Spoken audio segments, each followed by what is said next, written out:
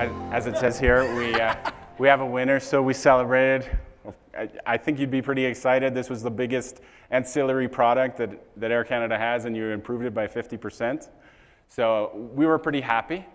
And of course, we shared our findings with everybody we could because we were so excited. But this is where I made my big mistake.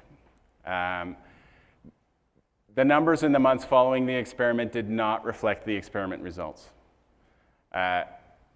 And as I mentioned, we have monthly results, so it'd be like month by month. So where's the money?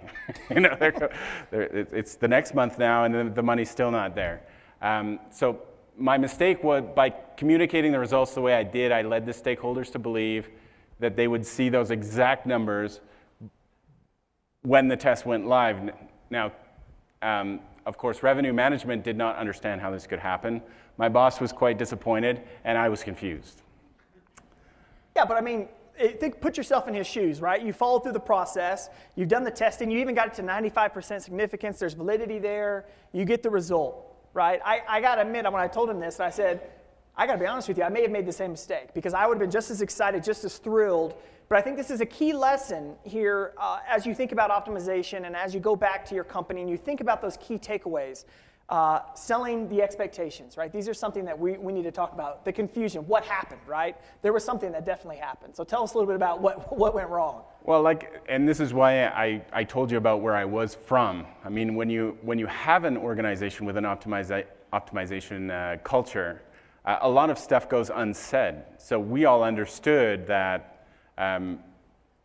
that tests are tests and results are results, and that was always implied, so we would just test. In this case, visitors on aircanada.com are often repeat visitors, whereas we were always looking at new visitors, and repeat visitors behave in a different way. So their motivation is a lot higher, which is actually an obstacle, because when you test, you're going to get less of a result. The main one is there's many points in the process where visitors could purchase seat selection. They can come back and purchase it from the Manage My Bookings part, and there's this email that I created that they can also purchase from.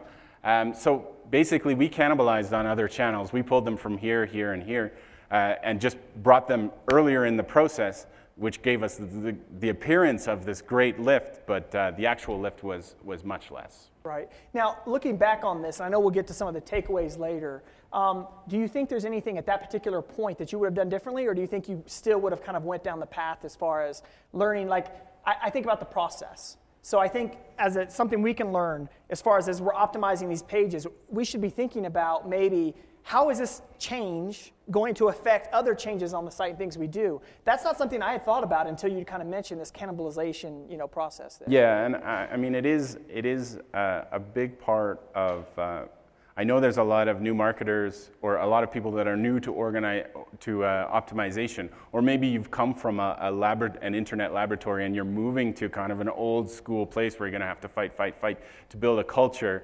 And I think the thing is to very much set the expectation in terms of what optimization is, and to understand when you're dealing with people that are very hard numbers focused that they're going to take whatever you say and they're going to write it down and they're going to send it to finance.